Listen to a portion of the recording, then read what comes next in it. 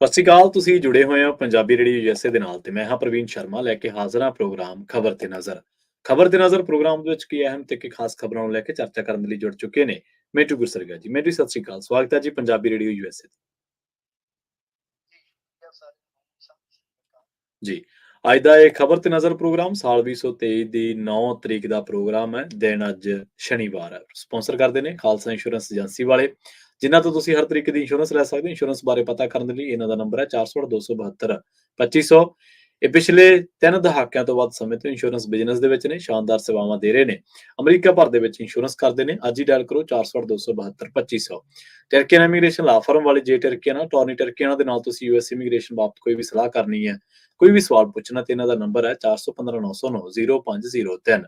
Krishna ਦਨੋਟਰਾ university, Paramjit ਕੌਰੰਗੀ ਵੈਕਾਵਿਲ, Pritpal Singh Sidhu ਫਰੈਜ਼ਨੋ, GN ਲਿਊ ਵਾਲੇ truck wash ਕਰਦੇ ਨੇ, ਆਇਲ ਚੇਂਜ ਕਰਦੇ ਨੇ, 에ਅਰ ਬ੍ਰੇਕਾਂ ਦਾ ਕੰਮ ਤਸੱਲੀ ਬਖਸ਼ ਕਰਦੇ ਨੇ, ਨਵੇਂ ਪੁਰਾਣੇ ਟਾਇਰ ਵੀ ਇਹਨਾਂ ਤੋਂ ਮਿਲਦੇ ਆ। ਲੋਕੇਸ਼ਨਾਂ ਸੈਂਟਰ ਲੈ ਲੈਣ, ਨਿਮਾ ਸੋਤਾ ਦੇ ਨਾਲ ਗੱਲ ਕੀਤੀ ਜਾ ਸਕਦੀ ਹੈ 209 277 0113 ਤੇ MK market, Kashmir Singh Sacramento, Jassi Gill, Bhupinder Singh, Nirmal Singh, Sandhu family Bakersfield ਤੋਂ। ਇਹਨਾਂ ਸਾਰੇ ਹੀ ਸਪਾਂਸਰਸ ਦਾ ਬਹੁਤ-ਬਹੁਤ ਧੰਨਵਾਦ। ਤੇ ਜੇਕਰ ਤੁਸੀਂ ਵੀ ਪੰਜਾਬੀ ਰੇਡੀਓ ਯੂਐਸਏ ਦੇ ਇਹਨਾਂ ਪ੍ਰੋਗਰਾਮਾਂ ਨੂੰ ਸਪਾਂਸਰ ਕਰਨਾ ਚਾਹੁੰਦੇ ਹੋ ਤਾਂ ਸਟੂਡੀਓ ਦਾ ਨੰਬਰ ਹੈ 408 272 5200। ਪੰਜਾਬੀ ਰੇਡੀਓ ਯੂਐਸਏ ਦੇ ਪ੍ਰੋਗਰਾਮ ਖਬਰ ਤੇ ਨਜ਼ਰ ਨੂੰ ਤੁਸੀਂ ਇਸ ਵੇਲੇ ਸੁਣ ਰਹੇ ਹੋ ਏਐਮ ਐਫਐਮ ਸਟੇਸ਼ਨਸ ਦੇ ਨਾਲ ਰੇਡੀਓ ਸੈੱਟ ਤੇ, ਨੈਟ ਤੇ, mobile app, social media platforms, Facebook, YouTube ਤੇ ਸੁਣ ਰਹੇ ਹੋ, ਦੇਖ ਰਹੇ ਹੋ। ਸਾਰਿਆਂ ਦਾ ਹੀ ਪ੍ਰੋਗਰਾਮ ਖਬਰ ਤੇ ਨਜ਼ਰ ਦੇ ਵਿੱਚ ਸਵਾਗਤ ਹੈ। ਮਿੰਟੂ ਜੀ, ਖਬਰਾਂ ਦੇ ਵੱਲ ਆਈਏ ਤੇ ਸ਼ੁਰੂਆਤ ਕਰੀਏ ਸੁਪਰੀਮ ਕੋਰਟ ਤੋਂ। ਸੁਪਰੀਮ ਕੋਰਟ ਦੇ ਵਿੱਚ ਕਹਿੰਦੇ ਸਭ ਅੱਛਾ ਨਹੀਂ ਹੈ ਜੀ।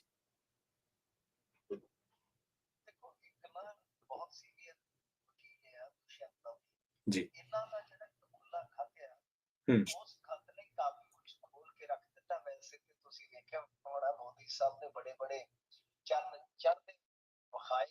ਹੂੰ, ਹੂੰ। ਜੀ।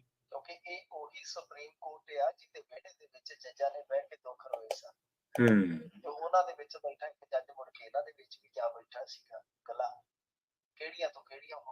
ਹੂੰ, ਹੂੰ।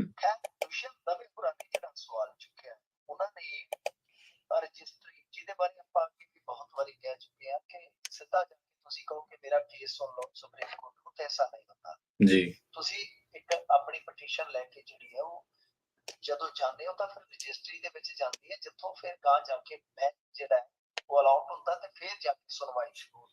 ਹੂੰ।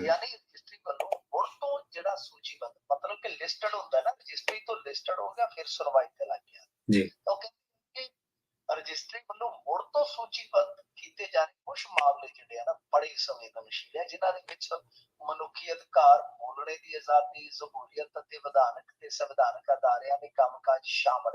ਹੂੰ, ਹੂੰ।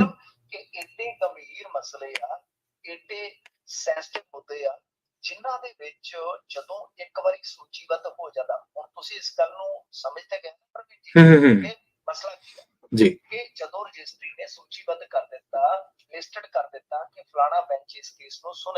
ਹੂੰ।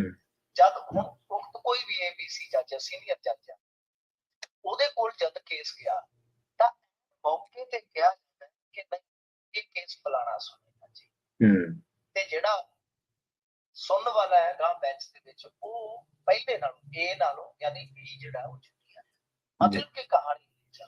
ਹੂੰ, ਹੂੰ।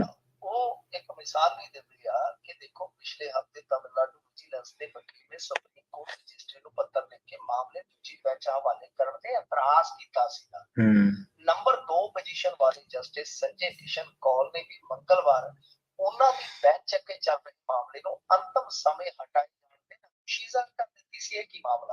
ਜੀ।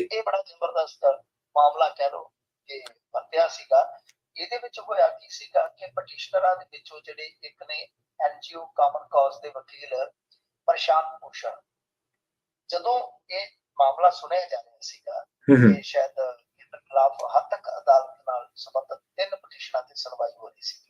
ਹੂੰ, ਹੂੰ।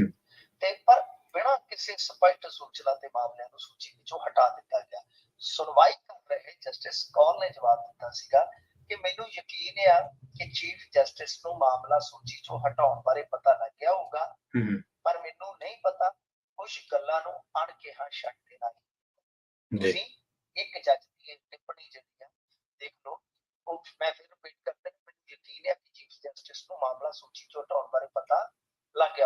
ਜੀ। ਹੁਣ ਇਹਦੇ ਤੇ ਬਹੁਤੀ ਗੱਲ ਕੀ ਕਰੀਏ, ਹੂੰ ਚੀਫ ਜਸਟਿਸ ਆਫ ਇੰਡੀਆ ਜਿਹੜੇ ਉਹ ਦੇਖ ਰਹੇ ਆ, ਵਾਚ ਰਹੇ ਆ, ਹੂੰ ਮਤਲਬ ਸਿੱਧਾ ਸਾਫ਼ ਹੈ, ਸਪਸ਼ਟ ਹੈ ਕਿ ਕਿਸੇ ਨਾ ਕਿਸੇ ਦਖਲ ਦੇ ਚੱਲਦੇ ਜੀ ਜਿਹੜੇ ਬਹੁਤ ਹੀ ਮਹੱਤਵਪੂਰਨ ਸੁਣਵਾਈ ਅਧੀਨ ਕੇਸ ਆ, ਉਹ ਐਨ ਮੌਕੇ ਤੇ ਬੈਂਚਾਂ ਤੋਂ ਲੈ ਲਏ ਜਾਂਦੇ ਆ, ਯਾਨੀ ਸੂਚੀਬੱਧ ਹੋ ਕੇ ਦੁਬਾਰਾ ਇਸ ਤਰ੍ਹਾਂ ਹੋਣਾ ਜਿਹੜਾ ਉਹ ਆਪਾਂ ਕਹਿ ਸਕਦੇ ਹਾਂ ਕਿ ਜੁਡੀਸ਼ਰੀ ਦਾ ਜਿਹੜਾ ਮੁੱਖ ਥੰਮ ਆ, ਜੇ ਉਹਦੇ ਵਿੱਚ ਇਸ ਤਰ੍ਹਾਂ ਹੋਣ ਲੱਗ ਪਿਆ ਤੇ ਫਿਰ ਤੁਸੀਂ ਸਮਝ ਸਕਦੇ ਹੋ ਮਾਮਲਾ ਕੀ ਹੈ। ਮੈਂ ਤੁਹਾਨੂੰ ਜੀ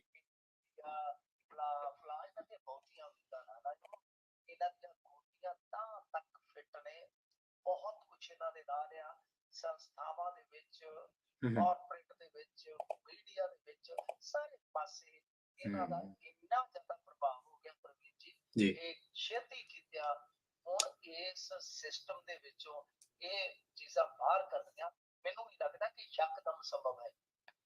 ਜੀ ਤੇ ਮਿੰਟੂ ਜੀ, ਪੁਲਿਸ ਕਮਿਸ਼ਨਰ ਨੂੰ ਮਾਫੀ ਮੰਗਣੀ ਪਈ ਹੈ ਜੀ? ਹਾਂਜੀ, ਡੀਜੀਪੀ ਨੂੰ ਮਾਫੀ ਮੰਗਣੀ ਪੈ ਗਈ ਸੀ ਕਿ ਪੁਲਿਸ ਕਮਿਸ਼ਨਰ ਤੇ ਫਿਰ ਕਿਹੜੀ ਚੀਜ਼ ਨੇ, ਕਿਉਂਕਿ ਜੇ ਤੁਸੀਂ ਦੇਖਿਆ ਹੋਣਾ ਹੈ ਨਾ ਜੀ ਡੀਜੀਪੀ ਸਾਹਿਬ ਕਹਿ ਸਕਦੇ ਜਾ ਕੇ ਇਹਨਾਂ ਨੇ ਸੌਰੀ ਮੰਗੀ ਸੀ। ਵੈਸੇ ਕਿ ਹਾਈ ਕੋਰਟ ਤੇ ਤੁਹਾਨੂੰ ਪਤਾ ਹੈ ਸ਼ੇਰ ਲਾਈ ਤੁਰਿਆ ਹੁੰਦਾ, ਕਦੇ ਕਿਸੇ ਥਾਂ ਤੇ ਜੁਰਮਾ ਪਾਣਾ, ਕਿਸੇ ਥਾਂ ਤੇ ਇਹਨਾਂ ਨੂੰ ਫਿਟਕਾਰ ਝਾੜ, ਪਰ ਇਹ ਮਾਮਲਾ ਕੀ ਸੀਗਾ ਕਿ ਅੰਮ੍ਰਿਤਸਰ ਪੁਲਿਸ ਕਮਿਸ਼ਨਰ ਨੇ ਜਿਹੜੀ ਮਾਫੀ ਮੰਗੀ ਆ ਉਹਦੇ ਵਿੱਚ ਨਾਲ ਹੀ ਕਿਹਾ ਕਿ ਉਹ ਅਧਿਕਾਰੀਆਂ ਨੂੰ ਸਸਪੈਂਡ ਵੀ ਕਰ ਦਿੱਤਾ ਗਿਆ। ਹੁਣ ਮਸਲਾ ਜਿਹੜਾ ਸੀਗਾ ਉਹ ਇਹ ਸੀਗਾ ਕਿ ਨਿੰਦਰ ਸਿੰਘ ਨਾਂ ਦੇ ਇੱਕ ਸ਼ਖਸ ਦਾ ਕੋਈ ਪਰਚਾ ਸੀਗਾ 2017 ਚ ਐਫਆਈਆਰ ਦਰਜ ਕੀਤੀ ਗਈ ਸੀਗੀ, 21 ਦੇ ਵਿੱਚ ਉਹਨੂੰ ਭਗੌੜਾ ਕਰਾਰ ਦੇ ਦਿੱਤਾ ਗਿਆ ਤੇ ਗੈਰ ਜ਼ਮਾਨਤੀ ਬਰਾਮਦ ਜਿਹੜੇ ਉਹ ਜਾਰੀ ਕਰ ਦਿੱਤੇ ਜਾਂਦੇ ਆ। ਹੁਣ ਜਿਹੜਾ ਇਹ ਪਟੀਸ਼ਨ ਕਰਦਾ ਸੀਗਾ ਇਹਨੇ ਜਾ ਕੇ ਅਦਾਲਤ ਦੇ ਵਿੱਚ ਕਿਹਾ ਕਿ ਦੇਖੋ ਅਸੂਲ ਮੈਂ ਨਸ਼ਾ ਛਡਾਊ ਕੇਂਦਰ ਦੇ ਵਿੱਚ ਭਰਤੀ ਸੀਗਾ, ਜਿਸ ਕਰਕੇ ਕੋਰਟ ਚ ਪੇਸ਼ੀ ਭੁਗਤ ਨਹੀਂ ਸਕਿਆ, ਸੋ ਲਿਹਾਜ਼ਾ ਮੇਰੇ ਵਾਰੰਟ ਤੇ ਜਿਹੜਾ ਗੈਰ ਜ਼ਮਾਨਤੀ ਵਾਰੰਟ ਹੁੰਦਾ ਇਹਦੇ ਤੇ ਰੋਕ ਲਾ ਦਿਓ। ਅੱਛਾ, ਹਾਈ ਕੋਰਟ ਨੇ ਸਟੇ ਕਰ ਦਿੱਤਾ। ਕਮਾਲ ਦੀ ਗੱਲ ਹੈ ਕਿ ਜਿਹੜੀ ਅੰਮ੍ਰਿਤਸਰ ਦੀ ਪੁਲਿਸ ਸੀ ਉਹਨੇ ਇਹਨੂੰ ਮੰਨਿਆ ਜੀ, ਚੱਕ ਕੇ ਉਸ ਬੰਦੇ ਨੂੰ ਫੜ ਲਿਆ ਨਾ ਜੀ, ਜਾਂ ਫੜ ਲਿਆ, ਗ੍ਰਿਫਤਾਰ ਕਰ ਲਿਆ। ਉਹਨਾਂ ਨੇ ਫਿਰ ਰਿਕਾਰਡ ਦੇ ਵਿੱਚ ਤੇ ਸਾਰਾ ਕੁਝ ਹੈਗਾ ਨਾ, ਜਦੋਂ ਗੈਰ ਜ਼ਮਾਨਤੀ ਵਾਰੰਟੀ ਹੈ ਨਹੀਂ ਤਾਂ ਤੁਸੀਂ ਕਿਵੇਂ ਗ੍ਰਿਫਤਾਰ ਕਰ ਸਕਦੇ ਹੋ? ਤਾਂ ਫਿਰ ਇਹਨਾਂ ਨੂੰ ਖਿੱਚ ਲਿਆ ਗਿਆ ਕਿ ਇਹ ਤੇ ਅਦਾਲਤੀ ਅਵਗਿਆ ਦਾ ਮਸਲਾ ਹੈ।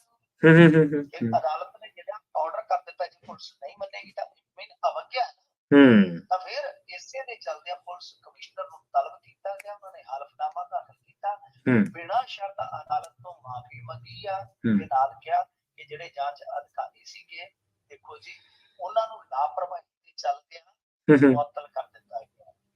ਸੋ ਇਹ ਪੁਲਿਸ ਦੀ ਕਾਰਵਾਈ ਆ ਕੱਲ ਹੀ ਯੂਏਪੀਏ ਦੀ ਦੁਰਵਰਤੋਂ ਦਾ ਮਾਮਲਾ ਇੱਕ ਸਾਹਮਣੇ ਆਇਆ ਸੀਗਾ, ਜਿਹਦੇ ਚ ਹਾਈ ਕੋਰਟ ਨੇ ਬੜੀਆਂ ਝਾੜਾਂ ਲਾਈਆਂ ਸੀ। ਹਿਸਾਬ ਲਾ ਲਓ ਝਗੜਾ ਹੋਇਆ ਗਲੀ ਚ ਬੈਠਣ ਬਿਠਾਉਣ ਤੋਂ, ਜੀ ਇੱਕ ਧਿਰ ਤੇ ਯੂਏਪੀਏ ਲਾ ਦਿੱਤੀ ਜਾਂਦੀ। ਉਹ ਅੱਛਾ, ਹਿਸਾਬ ਲਾ ਲਓ ਕਿ ਕਿਸ ਤਰ੍ਹਾਂ ਸਰਕਾਰ ਕਿਸ ਤਰ੍ਹਾਂ ਚੱਲਦੀ ਹੈ, ਪੁਲਿਸ ਪ੍ਰਸ਼ਾਸਨ ਕਿਸ ਤਰ੍ਹਾਂ ਚੱਲ ਰਿਹਾ, ਕੋਈ ਜਿਵੇਂ ਅੰਨਾ ਮਾਰੀ ਨੂੰ ਕਸੋ ਨਾ ਵਜੇ ਥਮੀ ਨੂੰ ਸੂਰਤ ਹਾਲ ਕੁਝ ਐਸੀ ਹੋਈ ਪਈ ਹੈ, ਪਤਾ ਹੀ ਨਹੀਂ ਲੱਗਦਾ ਜੀ। ਤੇ ਮਿੰਟੂ ਜੀ, ਸੀਬੀਆਈ ਜਾਂਚ ਦੀ ਮੰਗ ਪੰਜਾਬ ਸਰਕਾਰ ਨੇ ਠੁਕਰਾਈ ਹੈ ਜੀ। ਸੀਬੀਆਈ ਜਾਂਚ ਜਿਹੜੀ ਆ ਤੁਹਾਨੂੰ ਪਤਾ ਹੀ ਹੈ ਕਿ ਕੁਝ ਮਾਮਲਿਆਂ ਦੇ ਵਿੱਚ ਸੂਬੇ ਅਧਿਕਾਰ ਖੇਤਰ ਚ ਆ, ਕਿਉਂਕਿ ਜਦੋਂ ਕੈਪਟਨ ਅਮਰਿੰਦਰ ਸਿੰਘ ਸੀ ਤਾਂ ਇਹਨਾਂ ਨੇ ਕਹਿ ਦੋ ਇਜਾਜ਼ਤ ਜਿਹੜੀ ਸੀ ਵਾਪਸ ਲੈ ਲਈ ਸੀ ਜੀ। ਹੁਣ ਹੈ ਕੀ ਆ ਕਿ ਪੰਜਾਬ ਸਰਕਾਰ ਨੇ ਦਿੱਲੀ ਸ਼ਰਾਬ ਘੁਟਾਲੇ ਵਿੱਚ ਰਾਜ ਦੇ ਜਿਹੜੇ ਦੋ ਸੀਨੀਅਰ ਅਧਿਕਾਰੀ ਆ ਇਹਨਾਂ ਦੇ ਖਿਲਾਫ ਕੇਂਦਰੀ ਜਾਂਚ ਬਿਊਰੋ ਦੀ ਜਿਹੜੀ ਅਪੀਲ ਹੈ ਉਹ ਠਕਰਾ ਦਿੱਤੀ। ਹੁਣ ਜਿਹੜੇ ਸੋਰਸਸ ਦੱਸਦੇ ਨੇ ਉਹ ਦੱਸਦੇ ਆ ਕਿ ਸੀਬੀਆਈ ਨੇ ਲਗਭਗ 3 ਮਹੀਨੇ ਪਹਿਲਾਂ ਪੰਜਾਬ ਸਰਕਾਰ ਨੂੰ ਚਿੱਠੀ ਲਿਖੀ ਸੀਗੀ ਕਿ ਇੱਕ ਤਾਂ ਸਿਨਹਾ ਸਾਹਿਬ, ਇੱਕ ਰੁਸਮ ਸਾਹਿਬ, ਕਿ ਭਾਈ ਇਹਨਾਂ ਦੀ ਥੋੜੀ ਜਿਹੀ ਛਾਣਬੀਨ ਕਰਨੀ ਆ ਤੇ ਭਾਈ ਇਜਾਜ਼ਤ ਦੇ। ਇਹ ਉਹੀ ਨੇ ਜਿਨ੍ਹਾਂ ਨੂੰ ਬੁਲਾਇਆ ਗਿਆ ਸੀਗਾ, ਯਾਦ ਹੈ ਕੇਂਦਰੀ ਏਜੰਸੀਆਂ ਨੇ ਤਲਬ ਵੀ ਕੀਤਾ ਸੀਗਾ ਦਿੱਲੀ ਦੇ ਵਿੱਚ ਜੀ ਜੀ। ਅੱਛਾ, ਇਹਨਾਂ ਚੋਂ ਇੱਕ ਸੱਜਣ ਉਹ ਵੀ ਆ ਜਿਹਦੀ ਘਰ ਵਾਲੀ ਅਮਰੂਦ ਘੁਟਾਲੇ ਚ ਫੜੀ ਗਈ। ਅੱਛਾ, ਬਾਅਦ ਚ ਪੈਸੇ ਵੀ ਜਮਾ ਕਰਾਦੇ ਸੀ। ਬਿਲਕੁਲ ਬਿਲਕੁਲ, ਤੁਸੀਂ ਸਮਝ ਸਕਦੇ ਹੋ ਨਾ ਸਰਕਾਰ ਦਾ ਕਿੰਨਾ ਨੇੜੂ ਹੋਏਗਾ ਅਫਸਰ ਜਿਹਦੀ ਘਰ ਵਾਲੀ ਨੂੰ ਇਹ ਮੌਕਾ ਦਿੱਤਾ ਗਿਆ ਕਿ ਤੂੰ ਪੈਸੇ ਭਰ ਦੇ, ਕੋਈ ਗੱਲ ਨਹੀਂ ਦੇਖਦਾ। ਇਹ ਆ ਜ਼ੀਰੋ ਟੋਲਰੈਂਸ ਜੀ। ਅੱਛਾ, ਹੁਣ ਇਹ ਮਾਮਲਾ ਜਿਹੜਾ ਹੈ ਨਾ, ਉਹ ਇਹ ਇੱਕ ਤਰ੍ਹਾਂ ਨਾਲ ਕਹਿ ਲਓ ਕਿ ਉਲਝ ਗਿਆ ਕਿ ਬਈ ਉਹਨਾਂ ਨੇ ਮਨਜ਼ੂਰੀ ਵਾਸਤੇ ਇਹਨਾਂ ਨੂੰ ਪੱਤਰ ਲਿਖਿਆ ਗਿਆ। ਸਹਿਯੋਗ ਦੀ ਗੱਲ ਹੈਗੀ ਨਾ ਕਿ ਕੇਂਦਰੀ ਮੁਲਾਜ਼ਮ ਮੰਤਰਾਲੇ ਵੱਲੋਂ ਤੈਅ ਨਿਯਮਾਂ ਦੇ ਅਨੁਸਾਰ ਭ੍ਰਿਸ਼ਟਾਚਾਰ ਜਿਹੜਾ ਕਾਨੂੰਨ ਆ, ਕਿਸੇ ਵੀ ਸਰਕਾਰ ਖਿਲਾਫ ਜੇ ਕੋਈ ਜਾਂਚ ਸ਼ੁਰੂ ਕਰਨੀ ਹੈ ਤੇ ਉਸ ਤੋਂ ਪਹਿਲਾਂ ਪੁਲਿਸ ਅਧਿਕਾਰੀ ਨੂੰ ਇਸ ਤਰ੍ਹਾਂ ਦੀ ਕਾਰਵਾਈ ਲਈ ਮਨਜ਼ੂਰੀ ਲੈਣੀ ਹੁੰਦੀ ਹੈ। ਇਸੇ ਤਹਿਤ 3 ਮਹੀਨੇ ਪਹਿਲਾਂ ਜਿਹੜਾ CBI ਨੇ ਰਾਜ ਸਰਕਾਰ ਨੂੰ ਪੱਤਰ ਲਿਖਿਆ, ਜਿਸ ਦਾ ਜਵਾਬ ਹੁਣ ਸਰਕਾਰ ਨੇ ਦਿੱਤਾ ਹੈ। ਮਤਲਬ ਕਿ ਮਨਜ਼ੂਰੀ ਦੇਣ ਤੋਂ ਸਾਫ਼ ਇਨਕਾਰ ਕਰ ਦਿੱਤਾ ਹੈ ਕਿ ਇਹ ਇੱਕ ਨੀਤੀਗਤ ਮਸਲਾ ਹੈ। ਜੀ। ਹੁਣ ਦੇਖੋ, ਗੱਲ ਇਹ ਹੈ ਕਿ ਜੇ ਤੁਹਾਡਾ ਅਫਸਰ ਕਿਸੇ ਮਾਮਲੇ ਦੇ ਵਿੱਚ ਕੋਈ ਕਾਰਨ ਰੱਖਦਾ ਹੀ ਨਹੀਂ ਹੈ, ਅੱਗੇ ਵੀ ਜਾ ਰਹੇ ਇਹਨਾਂ ਦੇ ਘਰਾਂ 'ਚ ਵੀ ਆਏ ਹੋ, ਕੀ ਦਿੱਕਤ ਹੈ, ਕੀ ਪਰੇਸ਼ਾਨੀ ਹੈ, ਪਰ ਇਹਨਾਂ ਨੇ ਜਾਂਚ ਪੜਤਾਲ ਦੇ ਵਿੱਚ ਸਹਿਯੋਗ ਤੋਂ ਨਾ ਕਰ ਦਿੱਤੀ ਹੈ। ਹੁਣ ਇਹ ਅਮਰਿੰਦਰ ਸਿੰਘ ਜੀ ਨੇ ਕੁਝ ਰਾਜਾਂ ਨੇ ਕੀਤਾ ਸੀਗਾ, ਤੁਹਾਨੂੰ ਯਾਦ ਹੋਣਾ, ਮਮਤਾ ਬੈਨਰਜੀ, ਉਹ ਬੜੇ ਰੌਲੇ ਪਏ ਸਟੇਟਾਂ ਦੇ, CBI ਨੂੰ ਕੰਸੈਂਟ ਜਿਹੜਾ ਹੁੰਦਾ ਹੈ, ਕੰਸੈਂਟ ਜਿਹਨੂੰ ਆਪਾਂ ਕਹਿ ਦਿੰਦੇ ਹਾਂ ਸਹਿਮਤੀ, ਤਾਂ ਉਹ ਵਾਪਸ ਲੈਣੀ ਸੀਗੀ। ਤਾਂ ਹੁਣ ਉਹਨਾਂ ਨੇ ਪੁੱਛਣਾ ਹੀ ਆ, ਪਰੰਤੂ ਇਹਦੇ ਵਿੱਚ ਇੱਕ ਰੌਲਾ ਇਹ ਵੀ ਹੈ ਨਾ ਕਿ ਜਿਹੜੇ ਅਧਿਕਾਰ ਸਟੇਟਾਂ ਕੋਲ ਹੈਗੇ, ਚਲੋ ਫੈਡਰਲਿਜ਼ਮ ਦੇ ਵਿੱਚ ਇਹ ਚੀਜ਼ਾਂ ਕੁਝ ਵਧੀਆ ਵੀ ਹੈਗੀਆਂ ਜੀ, ਪਰ ਇਹ ਵੀ ਤੁਸੀਂ ਵੇਖੋ ਕਿ ਜਿਸ ਨੂੰ ਸਰਕਾਰ ਨੇ ਬਚਾਉਣਾ, ਫਿਰ ਉਹਦੀ ਤਾਂ ਇੱਕ ਤਰ੍ਹਾਂ ਨਾਲ ਇਹ ਸ਼ੀਲਡ ਬਣ ਗਈ ਨਾ ਸਰਕਾਰ। ਇਹ ਕਿਹਾ ਕਿ ਕੇਂਦਰੀ ਏਜੰਸੀਆਂ ਕੰਮ ਕਰਦੀ ਪੈਸਾ ਕਰਦੀ, ਉਹਦੇ 'ਚ ਕੋਈ ਸ਼ੱਕ ਨਹੀਂ ਹੈ ਕਿ ਉਹ ਕੇਂਦਰੀ ਸਰਕਾਰ ਦੇ ਇਸ਼ਾਰਿਆਂ ਤੇ ਨੱਚਦੀਆਂ ਨੇ। ਪਰ ਮੰਨ ਲਓ ਕੋਈ ਸਰਕਾਰ ਦਾ ਦਾਗੀ ਅਫਸਰ ਹੈ ਤੇ ਸਰਕਾਰ ਆਪਣੀ ਬਦਨਾਮੀ ਤੋਂ ਡਰਦੀ ਹੈ, ਇਧਰੋਂ ਵੀ ਤੇ ਸਿਆਸਤ ਹੀ ਹੈ ਨਾ। ਉਧਰੋਂ ਪਾਵਰ ਚਾਹੀ ਸਿਆਸਤ ਇਸ ਤਰ੍ਹਾਂ ਦੀ ਗੇਮ ਖੇਡਦੀ ਹੈ ਤਾਂ ਬਚਾਉਣ ਵਾਲੀ ਵੀ ਤੇ ਖੇਡ ਸਕਦੀ ਹੈ। ਜੀ। ਇਸ ਕਰਕੇ ਇਹ ਜਿਹੜਾ ਕੁਛ ਕਹਿ ਲਓ ਕਿ ਇਹਨਾਂ ਨੇ ਬਚਾਅ ਕੀਤਾ, ਸਾਡੇ ਅਫਸਰ ਹੁਣ ਜਾਣਗੇ ਇਹ ਨਾ ਹੋਵੇ ਕਿ ਆਪਣਾ ਕੋਈ ਵਾਦਾ ਵਾਪਸ ਜੀ। ਤੇ ਲਹਿਰੇ ਮੁਹੱਬਤ ਦੇ ਤੇ ਜਿਹੜਾ ਥਰਮਲ ਦਾ ਮਾਮਲਾ ਮਿੰਟੂ ਜੀ, ਉਹ ਹਾਈ ਕੋਰਟ ਪਹੁੰਚ ਗਿਆ ਜੀ। ਇਹ ਉਹੀ ਹੈ ਜਿਹੜਾ ਆਪਾਂ ਜਦੋਂ ਹਾਈਵੇ ਤੇ ਜਾਂਦੇ ਤੇ ਉੱਥੇ ਆਉਂਦਾ ਰਾਹ ਦੇ ਵਿੱਚ। ਜੀ ਬਿਲਕੁਲ, ਬਠਿੰਡੇ ਜਿਹੜਾ ਥਰਮਲ ਤੇ ਉਹ ਨਾਂ ਦੇ ਨਾ ਤੰਦੂਰ ਜੇ ਤੇ ਨਾਂ ਦੇ ਰਹਿ ਗਏ। ਹਾਂਜੀ। ਤਾਂ ਉਹ ਇੱਕ ਇਹ ਜਿਹੜਾ ਜੀ ਅੱਗੇ ਤੇ ਜਦੋਂ ਲੰਗੀ ਲੁੰਗੀ ਦਾ ਤੇ ਗੱਡੀ ਆ ਆਉਂਦੀ ਹੁੰਦੀ ਸੀ ਤੇ ਉਹ ਛੋਟਾ ਜਿਹਾ ਫਾਟਕ ਲਾ ਦਿੰਦੇ ਹੁੰਦੇ ਸੀ। ਹੁਣ ਐਸਾ ਨਹੀਂ ਹੁੰਦਾ। ਇਹ ਗੁਰੂ ਹਰਗੋਬਿੰਦ ਥਰਮਲ ਪਲਾਂਟ ਹੈ। ਇਹਦੇ ਵਿੱਚ ਕੀ ਹੈ ਕਿ ਅਸਲ 'ਚ ਇਹ ਬਹੁਤ ਲੰਬੇ ਸਮੇਂ ਤੋਂ ਬੰਦ ਪਿਆ, ਤਾਂ ਕਰਕੇ ਮਾਮਲਾ ਜਿਹੜਾ ਹੋ ਗਿਆ। ਤਾਂ ਇਹਦਾ ਜੋ ਮਾਮਲਾ ਹੈ ਉਹ ਮੈਂ ਤੁਹਾਨੂੰ ਥੋੜਾ ਜਿਹਾ ਦੱਸ ਦੇਣਾ, ਬਰੀਫ ਕਰ ਦੇਣਾ ਕਿ ਥਰਮਲ ਪਲਾਂਟ ਦਾ ਜਿਹੜਾ ਕੰਮਕਾਰ ਸੀਗਾ ਉਹ ਟੈਂਡਰ ਦੇ ਮਾਧਿਅਮ ਕੰਪਨੀਆਂ ਨੂੰ ਦਿੱਤਾ ਜਾਂਦਾ ਸੀਗਾ। 2015-16 ਤੱਕ ਇਹ ਕੰਮ ਜਿਹੜਾ ਸੀ ਦੇਸ਼ ਦੀਆਂ ਨਾਮੀ ਕੰਪਨੀਆਂ ਦੇ ਕੋਲ, ਪਰ ਮੁੜ ਕੇ ਪਾਵਰਕਾਮ ਨੇ ਇਸ ਤੋਂ ਬਾਅਦ ਨਿਯਮਾਂ ਨੂੰ ਰਿਆਇਤ ਦੇ ਦਿੱਤੀ, ਜਿਹਦੇ ਚੱਲਦੇ ਹਨ ਜਿਹੜੇ ਸਥਾਨਕ ਠੇਕੇਦਾਰ ਨੇ ਉਹਨਾਂ ਦੇ ਪਲਾਂਟ ਦਾ ਜਿਹੜਾ ਸੰਚਾਲਨ ਸੀ ਉਹ ਸੰਭਾਲਿਆ।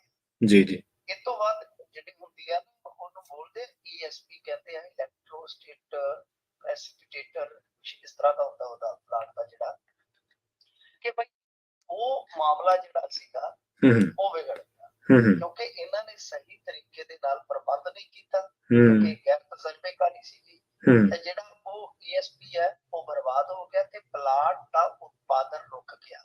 ਠੀਕ ਹੈ ਜੀ। ਇਸ ਮਾਮਲੇ ਦੇ ਵਿੱਚ ਕਮੇਟੀ ਵੀ ਬਣਾਈ ਗਈ ਸੀ, ਜਿਹਦੀ ਰਿਪੋਰਟ ਵੀ ਇਹ ਗੱਲ ਕਹਿੰਦੀ ਹੈ ਕਿ ਪੰਜਾਬ ਸਰਕਾਰ ਤੇ ਪਾਵਰਕਾਮ ਨੂੰ ਕਰੀਬ 2.5 ਕਰੋੜ ਰੁਪਏ ਦਾ ਘਾਟਾ ਹੋਇਆ ਇਹਦੇ ਵਿੱਚ। ਜੀ। ਤੇ ਕਮੇਟੀ ਨੇ ਨਾਲ ਹੀ ਮੰਨਿਆ ਕਿ ਮਾਰਾ ਨੂੰ ਰੱਖਣ ਤੇ ਜਿਹੜੇ ਠੇਕੇਦਾਰ ਸੀ ਉਹਨਾਂ ਨੇ ਬਤਾਈ ਕੀਤੀ ਤੇ ਸਥਾਨਕ ਲੇਬਰ ਨੂੰ ਹੀ ਜਿਹੜੀ ਉਹ ਸੁਆਹ ਹੁੰਦੀ ਹੈ ਉਹਦਾ ਪ੍ਰਬੰਧ ਦਾ ਜਿੰਮਾ ਦੇ ਦਿੱਤਾ, ਕਿਉਂਕਿ ਇਹ ਬਹੁਤ ਮਹੱਤਵਪੂਰਨ ਹੁੰਦਾ ਹੈ ਰਾਖ ਜਿਹਨੂੰ ਆਪਾਂ ਕਹਿ ਦਿੰਦੇ ਹਾਂ ਸਾਂਭ ਸੰਭਾਲ, ਜਿਹਦੇ ਕਰਕੇ ਉਹ ਕਹਿੰਦੇ ਕਿ ਯੂਨਿਟ 2 ਦੀ ਜਿਹੜੀ ESP ਸੀ ਉਹ ਸਾਰੀ ਤਬਾਹ ਹੋ ਗਈ। ਜੀ ਸਮਝਾਂਗੇ ਤੇ ਮਤਲਬ ਸਰਕਾਰ ਨੇ ਕਹਿ ਲਓ, ਪਾਵਰਕਾਮ ਨੇ ਕਹਿ ਲਓ ਕਿ ਨੀਤੀਗਤ ਲਾਪਰਵਾਹੀ ਕਰਕੇ ਗੈਰ ਤਜਰਬੇਕਾਰ ਠੇਕੇਦਾਰਾਂ ਨੂੰ ਕੁਝ ਪੈਸੇ ਬਚਾਉਣ ਵਾਸਤੇ ਕਹਿ ਲਓ ਕਿ ਠੇਕਾ ਦੇ ਦਿੱਤਾ, ਜਿਹਦਾ ਸਿੱਟਾ ਇਹ ਨਿਕਲਿਆ ਕਿ ਇਹ ਜਿਹੜਾ ਹੁਣ ਥਰਮਲ ਆ ਇਹਦਾ ਉਤਪਾਦਨ ਠੱਪ ਹੋਇਆ ਪਿਆ। ਲੰਬੇ ਸਮੇਂ ਤੋਂ ਇਹ ਉਤਪਾਦਨ ਠੱਪ ਪਿਆ। ਹਾਈ ਕੋਰਟ 'ਚ ਮਾਮਲਾ ਗਿਆ ਤੇ 13 ਮਈ 2022 ਨੂੰ ਇਹ ਪਲਾਂਟ ਜਿਹੜਾ ਹੈ ਜਿਵੇਂ ਤੁਹਾਨੂੰ ਦੱਸਿਆ ਪਲਾਂਟ ਇਹ ਬਿਲਕੁਲ ਬੰਦ ਹੋ ਗਿਆ ਸੀਗਾ। ਅੰਦਾਜ਼ਾ ਲਾ ਲਓ 22 ਦੇ ਵਿੱਚੋਂ ਤੇ ਆ ਗਿਆ ਆਪਾਂ 23 ਚ ਹਾਂਜੀ 1 ਸਾਲ ਤੇ ਉਸ ਤੋਂ ਬਾਅਦ 7 ਮਹੀਨੇ ਆ ਜੀ 12 ਤੇ 7 19 ਦਾ ਸੀਜ਼ਨ ਫੇਰ ਗਰਮੀਆਂ ਦਾ ਆ ਜਾਣਾ 2 ਮਹੀਨਿਆਂ ਦਾ। ਮਤਲਬ ਬਹੁਤ ਵੱਡਾ ਇੱਕ ਤਰ੍ਹਾਂ ਨਾਲ ਕਹਿ ਲਓ ਕਿ ਇਹਨਾਂ ਦੀ ਲਾਪਰਵਾਹੀ ਵਾਲਾ ਕੰਮ ਕੀਤਾ ਜਿਹਦੇ ਕਰਕੇ ਹੁਣ ਕੁਝ ਸੱਜਣਾ ਹਾਈ ਕੋਰਟ ਦਾ ਰੁਖ ਕਰਨਾ ਪਿਆ ਕਿ ਇਸ ਥਰਮਲ ਨੂੰ ਬਚਾਓ ਤੱਕੜੇ ਹੋ ਕੇ ਬਠਿੰਡੇ ਵਾਲਾ ਤੱਕ ਗਿਆ। ਬਠਿੰਡੇ ਤੋਂ ਜਿਹੜਾ 20 ਕਿਲੋਮੀਟਰ ਗਾ ਹੈ ਕਿਤੇ ਇਹ ਵੀ ਨਾ ਚਲਾ ਜਾਵੇ ਬਠਿੰਡੇ ਜੀ। ਤੇ ਮਿੰਟੂ ਜੀ ਖੇਡ ਵਿੰਗਾਂ ਵੱਲ ਧਿਆਨ ਹੀ ਨਹੀਂ ਦਿੱਤਾ ਸਰਕਾਰ ਨੇ ਜੀ। ਦੇਖੋ ਮਾਨ ਸਾਹਿਬ ਤੁਹਾਨੂੰ ਪਤਾ ਹੀ ਆ ਖੇਡਾਂ ਦੀ ਗੱਲ ਤੇ ਬਹੁਤ ਕਰਦੇ ਨੇ ਸਪੀਚ ਦੇ ਵਿੱਚ ਸਪੋਰਟਸ ਦਾ ਜ਼ਿਕਰ ਜ਼ਰੂਰ ਕਰਦੇ ਆ ਜੀ ਕਿ ਏਦਾਂ ਹੋਇਆ ਉਦਾਂ ਹੋਇਆ। ਉਹ ਇੱਕ ਖਿਡਾਰੀ ਦਾ ਤਾਂ ਕਹਿੰਦੇ ਕਿ ਮੁਰਗਾ ਵਿਕਦਾ ਉਹ ਮੈਂ ਤੇ ਬਾਬਾ ਗਿਆ ਹਾਂਜੀ ਇਹ ਬਾਜ਼ਾਰ ਵਾਲਾ ਜਿਹਨਾਂ ਤੇ ਸਮਾਨ ਵਿਕਦਾ ਮੈਂ ਕਿਹਾ ਮੁਰਗਾ ਆਪਾਂ ਵੀ ਲੈ ਲਈਏ ਕਿਤੇ ਦੇਖ ਲਈਏ ਸਾਹਮਣੇ ਦਿਖਿਆ ਨਹੀਂ ਕਿਤੇ। ਖੈਰ ਪੰਜਾਬ ਦੇ ਕਾਲਜਾਂ ਦੇ ਵਿੱਚ ਇਸ ਵਾਰ ਖੇਡ ਵਿੰਗ ਜਿਹੜੇ ਆ ਉਹ ਸ਼ੁਰੂ ਹੀ ਹੋਣੀ ਜੀ ਅੱਛਾ ਤੇ ਸਕੂਲਾਂ ਦੇ ਵਿੱਚ ਵੀ ਜਿਹੜੇ ਸਾਰੇ ਟੂਰਨਾਮੈਂਟ ਖਤਮ ਹੋਣ ਤੋਂ ਬਾਅਦ ਇਹ ਨਵੰਬਰ ਚ ਸ਼ੁਰੂ ਕੀਤੇ ਗਏ। ਮਤਲਬ ਕਿ ਸਾਰਾ ਧਿਆਨ ਜਿਹੜਾ ਹੈ ਨਾ ਉਹ ਖੇਡਾਂ ਵਤਨ ਪੰਜਾਬ ਦੀਆਂ ਵੱਲ ਲਾ ਦਿੱਤਾ ਜਾਂਦਾ ਹੈ। ਜਿਹੜੇ ਇਸ ਤਰ੍ਹਾਂ ਦੇ ਕਾਰਜ ਕਰਨ ਵਾਲੇ ਆ ਉਹ ਕਾਰਜ ਕੀਤੇ ਨਹੀਂ ਜਾਂਦੇ। ਸੋ ਇਹ ਕਿਤੇ ਨਾ ਕਿਤੇ ਕਹਿ ਲਓ ਕਿ ਸਮੱਸਿਆ ਹੈ। ਸਮੱਸਿਆ ਮਤਲਬ ਇਹ ਗੱਲਾਂ ਦੇ ਵਿੱਚ ਕੁਝ ਹੋਰ ਕਹਿਣਾ ਬਾਤਾਂ ਦੇ ਵਿੱਚ ਕੁਝ ਹੋਰ ਕਹਿਣਾ ਪਰ ਮਸਲਾ ਜਿਹੜਾ ਹੈ ਨਾ ਅਸਲੀ ਕਹਾਣੀ ਜਿਹੜੀ ਹੈ ਉਹ ਕੁਝ ਹੋਰ ਹੁੰਦੀ ਹੈ। ਮੈਂ ਤੁਹਾਨੂੰ ਇੱਕ ਹੋਰ ਚੀਜ਼ ਦੱਸ ਦਿੰਦਾ ਕਿ ਟੀਚਰਾਂ ਦੀ ਲੰਬੇ ਸਮੇਂ ਤੋਂ ਭਰਤੀ ਨਹੀਂ ਹੈ ਜੀ ਜੀ ਪੰਜਾਬ ਦੇ ਵਿੱਚ 2011 ਤੋਂ ਲੈ ਕੇ ਹੁਣ ਤੱਕ ਭਰਤੀ ਨਾ ਮਾਤਰ ਖੁੱਲੀ ਆ ਤੇ ਜਿੱਥੋਂ ਕਹਿ ਲਓ ਕਿ ਪਨੀਰੀ ਆਪਣੀ ਜਿਵੇਂ ਆਪਾਂ ਝੋਨਾ ਵੀ ਲਾਉਨੇ ਆ ਹਾਂਜੀ ਸਭ ਤੋਂ ਬੁਨਿਆਦੀ ਚੀਜ਼ ਕੀ ਚਾਹੀਦੀ ਹੁੰਦੀ ਹੈ ਪਨੀਰੀ ਚਾਹੀਦੀ ਹੈ ਝੋਨਾ ਬਿਲਕੁਲ ਤਦ ਹੀ ਤਿਆਰ ਹੋਏਗਾ ਨਾ 50 ਮਣ ਨਿਕਲਦਾ 100 ਮਣ ਨਿਕਲਦਾ ਉਹ ਬਾਅਦ ਦੀ ਗੱਲ ਆ ਜੀ ਪਰ ਸਭ ਤੋਂ ਪਹਿਲਾਂ ਕੰਮ ਹੁੰਦਾ ਪਨੀਰੀ ਜਿੱਥੋਂ ਇਹ ਨਿਕਲਣਾ ਹੁੰਦਾ ਉਹ ਗੱਲ ਇਹ ਕਿ ਸਰਕਾਰ ਜਿਹੜੀ ਆ ਕੁਛ ਕਹਿੰਦੀ ਹੋ ਰਿਹਾ ਕਰਦੀ ਕੁਛ ਹੋ ਰਿਹਾ ਪਰ ਇਹ ਖੇਡ ਵਿੰਗ ਜਿਹੜੇ ਆ ਚੱਲਣੇ ਚਾਹੀਦੇ ਆ ਸਮੇਂ ਅਨੁਸਾਰ ਟ੍ਰਾਇਲ ਹੋਣੇ ਚਾਹੀਦੇ ਆ ਸਮੇਂ ਅਨੁਸਾਰ ਇਹਨਾਂ ਦੇ ਜਿਹੜੇ ਕੋਚਸ ਆ ਉਹਨਾਂ ਦੀਆਂ ਤਨਖਾਹਾਂ ਜਿਹੜੀਆਂ ਮਿਲਣੀਆਂ ਚਾਹੀਦੀਆਂ ਸਮੇਂ ਦੇ ਵਿੱਚ ਉਹਨਾਂ ਨੂੰ ਇਜ਼ਾਫੇ ਵੀ ਮਿਲਣੇ ਚਾਹੀਦੇ ਪਰ ਇਹ ਸਾਰੀਆਂ ਚੀਜ਼ਾਂ ਕੋਚ ਵੀ ਜੇ ਤੁਸੀਂ ਦੇਖੋਗੇ ਤਾਂ ਜ਼ਿਆਦਾਤਰ ਕੋਚ ਤੁਹਾਨੂੰ ਰਾਹ ਹੀ ਮਿਲਣਗੇ ਬਾਕੀ ਕੋਚ ਵੀ ਹੈ ਨਹੀਂ ਸੋ ਬਹੁਤ ਕੁਝ ਕਰਨ ਦੀ ਜ਼ਰੂਰਤ ਹੈ। ਥੋੜਾ ਕੀਤਾ ਥੋੜਾ ਹੋਰ ਕਰਨ ਦੀ ਲੋੜ ਹੈ। ਜੀ ਤੇ ਇੰਡੀਆ ਲਈ ਇਸ ਸਾਲ ਵੀ ਅਨਾਜ ਦਾ ਕਹਿੰਦੇ ਸੰਕਟ ਰਹਿ ਸਕਦਾ ਮਿੰਟੂ ਜੀ। ਹਾਂਜੀ ਦੇਖੋ ਹੁਣ ਪਤਾ ਕੀ ਹੁੰਦਾ ਕਿ ਜਿਵੇਂ ਬਿਆਈ ਹੋ ਰਹੀ ਆ ਕਣਕ ਦੀ ਬਿਆਈ ਹੋ ਜਾਣੀ ਆ ਤੇ ਛੋਲਿਆਂ ਦੀ ਬਿਆਈ ਹੋ ਜਾਣੀ ਆ ਗੰਨਾ ਆਇਆ ਪਿਆ ਉਹ ਇਸ ਤਰ੍ਹਾਂ ਮਤਲਬ ਕਿ ਮੋਟੇ ਤੌਰ ਤੇ ਅੰਦਾਜ਼ੇ ਲੱਗ ਜਾਂਦੇ ਕਿ ਕੀ ਸਥਿਤੀ ਰਹੇਗੀ। ਹਾਲੇ ਉਹਨੇ ਵੈਸੇ ਤੁਸੀਂ ਦੇਖੋਗੇ ਤੇ ਇੱਥੇ ਟੈਲੀਫੋਨ ਕਰਿਓ ਆਪਣੇ ਘਰਾਂ 'ਚ ਅੱਜ ਤਰੀਕ ਹੋ ਗਈ ਆ 8 ਹਾਂਜੀ ਜੀ ਜੀ ਲਾ ਲਓ ਕਿ 9 ਅੱਜ ਤਰੀਕ 9 ਤਰੀਕ ਹੋ ਗਈ ਆ ਤੇ ਦਸੰਬਰ ਦੇ ਵਿੱਚ ਜੇ ਤੁਸੀਂ ਘਰਾਂ 'ਚ ਟੈਲੀਫੋਨ ਕਰੋਗੇ ਨਾ ਤੁਹਾਨੂੰ ਇਹੀ ਮਿਲੇਗਾ ਕਿ ਦੁਪਹਿਰ ਨੂੰ ਗਰਮੀ ਹੁੰਦੀ ਹੈ। ਠੀਕ ਹੈ ਜੀ ਦਸੰਬਰ ਦੇ ਵਿੱਚ ਹਾਂਜੀ ਖੁਦ ਦੁਪਹਿਰ ਜਿਹੜਾ ਕੋਈ ਜੈਕਟ ਸਵੈਟਰ ਪਾਇਆ ਹੁੰਦਾ ਨਾ ਕਿ ਟੀ-ਸ਼ਰਟ ਹੁੰਦਾ ਜਿੱਥੇ ਮੈਂ ਆਪको ਕੰਮ ਦੇਣਾ। ਸੋ ਇਹ ਇਸ ਵੇਲੇ ਕਹਿ ਲਓ ਕਿ ਆਲੇ ਦੀ ਕਹਿੰਦੇ ਕਿ ਇਹ 1 ਸਾਲ ਤੱਕ ਹਾਲੇ ਹੋਰ ਅਸਰ ਵਾਲੀ ਜਿਹੜੀ ਹੈ ਨਾ ਗੱਲਬਾਤ ਵੇਖਣ ਨੂੰ ਮਿਲੇ ਜੀ ਤੇ ਆਲੇ ਨੇ ਐਤਕੀ ਵੀ ਨੁਕਸਾਨ ਕਰ ਦਿੱਤਾ। ਹੁਣ ਜਿਹੜੀ ਨਿਗਾਹ ਰੱਖਦੀ ਹੈ ਦੇਸ਼ ਦੀ ਅਰਥ ਵਿਵਸਥਾ ਤੇ ਉਹ ਏਜੰਸੀ ਹੈ centre for monitoring Indian economy ਇਹ ਬੇਰੁਜ਼ਗਾਰੀ ਵੀ ਦੱਸਦੀ ਹੈ। ਠੀਕ ਹੈ ਜੀ ਇਹਨਾਂ ਨੇ ਕੁਝ ਹੋਰ ਸਰਕਾਰੀ ਏਜੰਸੀਆਂ ਦੇ ਅਦਾਰੇ ਤੇ ਨਾ ਗੱਲ ਕੇ ਇਹ ਸਿੱਟਾ ਕੱਢਿਆ ਕਿ ਅਗਲੇ 3 ਮਹੀਨਿਆਂ ਦੇ ਦੌਰਾਨ ਜੋ ਵੀ ਆਪਾਂ ਖੁਰਾਕੀ ਕਹਿ ਲਓ ਕਿ ਹੁੰਦੇ ਆ ਆਪਣੇ ਸਮਾਨ ਹਾਂਜੀ ਜਿਹਨਾਂ ਨੂੰ ਆਪਾਂ ਖਾਦਾਨ ਪਦਾਰਥ ਵੀ ਕਹਿ ਦਿੰਦੇ ਆ ਖਾਣ ਪੀਣ ਵਾਲੀਆਂ ਵਸਤੂਆਂ ਕਹਿ ਲਓ ਕਿ ਇਹਨਾਂ ਦੇ ਜਿਹੜੇ ਪ੍ਰਾਈਸ ਹੈ ਇਹਨਾਂ ਦੇ ਰੇਟ ਆ ਜਿਹੜੇ ਉਹ 14 ਤੋਂ 15% ਮਹਿੰਗੇ ਰਹਿਣਗੇ। ਠੀਕ ਹੈ ਜੀ ਤੇ ਉਹਦਾ ਕਾਰਨ ਇਹ ਹੈ ਕਿ ਅੰਦਾਜ਼ਾ ਲਾਇਆ ਜਾ ਰਿਹਾ ਕਿ ਕਣਕ ਦਾ ਉਤਪਾਦਨ ਜਿਹੜਾ ਹੈ ਉਹ 41 ਲੱਖ ਟਨ ਘੱਟ ਹੋਣ ਦੀ ਸੰਭਾਵਨਾ ਹੈ। ਜਿਹੜਾ ਗੰਨਾ ਹੈ ਉਹਦਾ ਉਤਪਾਦਨ ਵੀ 23-24 ਦੇ ਵਿੱਚ ਹੈ ਨਾ ਜਿਹੜਾ ਉਹ ਅੰਦਾਜ਼ਨ 44.5 ਕਰੋੜ ਟਨ ਆ ਜਿਹੜਾ 22-23 ਦੇ ਵਿੱਚ 49 ਕਰੋੜ ਟਨ ਸੀ। ਇਸੇ ਤਰ੍ਹਾਂ ਚੌਲ 10.63 ਕਰੋੜ ਦੇ ਰਹਿਣ ਦਾ ਅਨੁਮਾਨ ਹੈ ਪਰ ਪਿਛਲੇ ਸਾਲ ਇਹ 3.8 ਪਿਛਲੇ ਸਾਲ ਤੋਂ 3.8 ਘੱਟ, ਮਤਲਬ ਕਿ ਬਹੁਤ ਵੱਡੀ ਗੱਲ ਆ ਕਿ 10.63 ਕਰੋੜ ਟਨ ਜਿਹੜਾ ਰਹਿਣ ਦਾ ਦੱਸ ਹੈ ਤੇ ਇਹ ਘੱਟ ਕਿੰਨਾ 3.8। ਬਹੁਤ ਵੱਡੀ ਗਿਰਾਵਟ ਆ। ਦਾਲਾਂ ਦੇ ਉਤਪਾਦਨ ਚ ਜਿਹੜਾ ਪਹਿਲਾਂ ਸੀਗਾ 6.6% ਘੱਟ ਕੇ ਯਾਨੀ 71 ਕਰੋੜ ਟਨ ਰਹਿਣ ਦਾ ਦੱਸ ਹੈ। 6.6% ਸੌਰੀ 6.6% ਦਾਲਾਂ ਦਾ ਉਤਪਾਦਨ ਵੀ ਹੋਵੇਗਾ। ਤੇ ਜੇ ਕਣਕ ਦੀ ਆਪਾਂ ਗੱਲ ਕਰੀਏ ਉਹ ਮੈਂ ਤੁਹਾਨੂੰ ਦੱਸ ਹੀ ਦਿੱਤਾ ਕਿ ਇਹਦੇ ਵਿੱਚ ਵੀ 41 ਲੱਖ ਟਨ ਦੀ ਕਮਤੀ ਕਿਤੇ ਨਾ ਕਿਤੇ ਵੇਖਣ ਨੂੰ ਮਿਲੇਗੀ। ਤਾਂ ਅੰਦਾਜ਼ਾ ਜਿਹੜਾ ਜਿੰਨਾ ਵੀ ਲੱਗਦਾ ਉਹਦਾ ਸਿੱਟਾ ਕੀ ਨਿਕਲੇਗਾ ਕਿ ਸਰਕਾਰੀ ਭੰਡਾਰ ਦੇ ਵਿੱਚ ਵੀ 1.38 ਕਰੋੜ ਜਿਹੜਾ 1.38 ਕਰੋੜ ਟਨ ਜਿਹੜਾ ਗੇਹੂੰ ਕਹਿ ਲਓ, ਕਣਕ ਕਹਿ ਲਓ, ਅਨਾਜ ਹੈ ਜਿਹੜਾ ਉਹ ਘੱਟ ਹੈ। ਆਪਣੇ ਆਪ ਦੇ ਵਿੱਚ ਬਹੁਤ ਵੱਡਾ ਇੱਕ ਤਰ੍ਹਾਂ ਨਾਲ ਕਹਿ ਲਓ ਕਿ ਅਲਾਰਮ ਹੈ ਇੰਡੀਆ ਵਾਸਤੇ, ਬਹੁਤ ਵੱਡਾ ਕਿ ਹੁਣ ਰਸ਼ੀਆ ਤੋਂ ਮੰਗਾਉਣੀ ਪੈਂਦੀ ਹੈ ਚੀਜ਼ਾਂ ਕਿੱਥੋਂ, ਜਿਹੜੀ ਵੀ ਥੋੜੇ ਜੀ ਇਹ ਮੋਟਾ ਅੰਦਾਜ਼ਾ ਹੈ ਹੁਣ ਸ਼ੁਰੂਆਤ ਦੇ ਵਿੱਚ। ਤਾਂ ਜਾ ਕੇ ਮੰਨ ਲਓ ਹੋਰ ਕੋਈ ਕੁਦਰਤੀ ਵਿਪਤਾ ਆ ਜਾਂਦੀ ਹੈ ਤਾਂ ਦਿੱਕਤਾਂ ਵੱਧ ਵੀ ਜਾਂਦੀਆਂ। ਸੋ ਗੱਲ ਇਹ ਕਿ ਇੰਡੀਆ ਦੀ ਮਹਿੰਗਾਈ ਜੇ ਤੁਸੀਂ ਵੇਖੋਗੇ ਨਾ ਮੁਕਾਬਲਤਨ ਕੈਨੇਡਾ, ਅਮਰੀਕਾ ਆਪਾਂ ਜੇ ਦੇਖਦੇ ਹਾਂ ਇੱਥੇ ਮਹਿੰਗਾਈ ਬਹੁਤ ਸਾਰੀਆਂ ਚੀਜ਼ਾਂ ਚ ਇੰਨੀ ਨਹੀਂ ਦਿਸੇਗੀ ਤੁਹਾਨੂੰ। ਤੁਸੀਂ ਇੱਧਰੋਂ ਜਾਂਦੇ ਹੀ ਹੋ, ਤੁਸੀਂ ਚੀਜ਼ਾਂ ਖਰੀਦਦੇ ਹੋ, ਪਰ ਸਮੱਸਿਆ ਕੀ ਹੈ ਕਿ ਇੰਡੀਆ ਦੀ ਜਿਹੜੀ ਸਭ ਤੋਂ ਕਹਿ ਲਓ ਕਿ ਜਿਹੜੀ ਮੈਂ ਸਮਝਦਾ ਕਿ ਬਦਕਿਸਮਤੀ ਆ ਉਹ ਇਹ ਆ ਕਿ ਜਿਹੜੀਆਂ ਖਾਣ ਪੀਣ ਵਾਲੀਆਂ ਵਸਤੂਆਂ ਉਹਨਾਂ ਚ ਮਹਿੰਗਾਈ ਜਿਹੜੀ ਆ ਉਹ ਛੇਤੀ ਘੱਟਦੀ। ਬਾਕੀ ਚੀਜ਼ਾਂ ਠੀਕ ਠਾਕ ਰਹਿੰਦੀ ਆ, ਪਰ ਆਮ ਬੰਦੇ ਵਾਸਤੇ ਤੇ ਖਾਣ ਪੀਣ ਦੀਆਂ ਚੀਜ਼ਾਂ ਦੀ ਜਿਹੜੀ ਮਹਿੰਗਾਈ ਆ ਨਾ ਉਹ ਹੀ ਲੱਕ ਤੋੜ ਜਾਂਦੀ ਹੈ। ਸੋ ਇਹ ਮਹਿੰਗਾਈ ਫਿਰ ਐਤਕੀ ਵੱਧ ਰਹਿਣ ਦੀ ਸੰਭਾਵਨਾ, ਜਿਵੇਂ ਆਪਾਂ ਜ਼ਿਕਰ ਕੀਤਾ ਕਿ CMI ਦੀ ਰਿਪੋਰਟ ਵੀ ਇਹ ਗੱਲ ਕਹਿੰਦੀ ਆ, ਹੋਰ ਸਰਕਾਰੀ ਏਜੰਸੀਆਂ ਦਾ ਵੀ ਅੰਦਾਜ਼ਾ ਹੈ। ਤੇ ਕਟੌਤੀ ਜਿਹੜੀ ਉਹ ਦੇਖ ਰਹੇ ਹਾਂ ਆਪਾਂ ਕਿ ਗੰਨੇ ਦੇ ਉਤਪਾਦਨ ਦੇ ਵਿੱਚ ਵੀ ਕਟੌਤੀ ਹੈ, ਜਿਹੜਾ ਤਕਰੀਬਨ 4-5 ਕਰੋੜ ਟਨ ਦਾ ਘਾਟਾ ਹੋਏਗਾ। ਚੌਲ ਜਿਹੜੇ ਆ ਉਹ ਵੀ ਕਹਿ ਲਓ ਕਿ 3.8% ਜਿਹੜੇ ਘੱਟ ਜਾਣਗੇ। ਦਾਲਾਂ ਦਾ ਉਤਪਾਦਨ 6.6% ਘੱਟ ਜਾਏਗਾ। ਕਣਕ 41 ਲੱਖ ਟਨ, ਤਾਂ ਕਾਫੀ ਵੱਡੀ ਗਿਰਾਵਟ ਹੈ। ਇਹਦਾ ਮਤਲਬ ਹੋ ਸਕਦਾ ਹੈ ਕਿ ਕੁਝ ਜਗ੍ਹਾ ਤੋਂ ਇਹਨਾਂ ਨੂੰ ਅਨਾਜ ਇੰਪੋਰਟ ਵੀ ਕਰਨਾ ਪੈ ਜਾਵੇ ਜੇ ਕੋਈ ਵੱਡੀ ਕੁਦਰਤੀ ਵਿਪਤਾ ਹੋਰ ਵਿੱਚ ਦੀ ਪੈ ਜਾਵੇ। ਜੀ ਤੇ ਕਈ ਖਾਣ ਪੀਣ ਦੀਆਂ ਚੀਜ਼ਾਂ ਦੇ ਵਿੱਚ ਤੁਸੀਂ ਦੇਖ ਲਓ ਮਿੰਟੂ ਜੀ, ਅਮਰੀਕਨ ਕੈਨੇਡੀਅਨ ਸਟੈਂਡਰਡ ਹੀ ਹੈ। ਕਾਫੀ ਦਾ ਕੱਪ 250-300-400 ਦਾ। ਹੁਣ ਪੰਜਾਬ ਦੇ ਵਿੱਚ ਜੇ ਕਿਤੇ ਚੰਗੀ ਥਾਂ ਬਹਿ ਕੇ ਪੀਂਦੇ ਤਾਂ ਤੁਸੀਂ ਉਹ ਚੀਜ਼ਾਂ ਤੇ ਹੈਗੀਆਂ ਪਰ ਉਹ ਨਾ ਵੀ ਸਕ ਜਾਂਦਾ। ਜੀ ਬਿਲਕੁਲ। ਜੋ ਤੁਸੀਂ ਆਟਾ ਕੋਟਾ, ਦਾਲ ਚਾਵਲ, ਦਾਲਾਂ, ਹਾਂਜੀ ਦਾਲਾਂ ਨੇ ਜਾਂ ਸਬਜ਼ੀਆਂ ਨੇ ਤੁਹਾਡੀਆਂ, ਉਹਦਾ ਮਹਿੰਗਾਈ ਦਾ ਕਾਰਨ ਤੇਲ। ਇੱਕ ਤਾਂ ਤੇਲ ਅੰਤਰਰਾਸ਼ਟਰੀ ਬਾਜ਼ਾਰ ਦੇ ਹਿਸਾਬ ਨਾਲ ਚੱਲਣਾ, ਉਹਨੇ ਚੀਜ਼ ਤੇ ਦੂਜੀ ਥਾਂ ਤੇ ਜਾਣਾ। ਅਨਾਜ ਦੇਖੋ ਪੰਜਾਬ ਦਾ ਅਨਾਜ ਜਾਂਦਾ ਨਾ 100 ਤੱਕ ਵੀ ਜਾਂਦਾ, ਟਰਾਂਸਪੋਰਟੇਸ਼ਨ ਦਾ ਜਿਹੜਾ ਖਰਚਾ ਉਹ ਸਾਰੀਆਂ ਚੀਜ਼ਾਂ ਤੋਂ ਉਹ ਜਿਹੜਾ ਫਰਕਾਨ ਤੇ ਪੈ ਜਾਂਦਾ।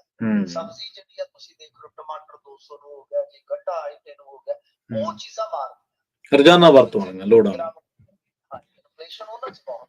ਜੀ ਮਿੰਟੂ ਜੀ, ਇਹਨਾਂ ਖਾਸ ਖਬਰਾਂ ਤੇ ਖਾਸ ਜਾਣਕਾਰੀਆਂ ਦੇ ਲਈ ਤੁਹਾਡਾ ਬਹੁਤ ਬਹੁਤ ਧੰਨਵਾਦ ਜੀ। ਪ੍ਰੋਗਰਾਮ ਖਬਰ ਤੇ ਨਜ਼ਰ ਨੂੰ ਆਪਾਂ ਇੱਥੇ ਹੀ ਸਮਾਪਤ ਕਰਾਂਗੇ। ਮੈਨੂੰ ਪ੍ਰਵੀਨ ਸ਼ਰਮਾ ਨੂੰ ਇੱਥੇ ਦਿਓ ਇਜਾਜ਼ਤ। ਜੁੜੇ ਰਹੋ ਪੰਜਾਬੀ ਰੇਡੀਓ USA ਦੇ ਨਾਲ। ਪ੍ਰੋਗਰਾਮਾਂ ਦਾ ਸਿਲਸਿਲਾ ਲਗਾਤਾਰ ਜਾਰੀ। ਬਹੁਤ ਬਹੁਤ ਧੰਨਵਾਦ। ਸਤਿ ਸ਼੍ਰੀ ਅਕਾਲ।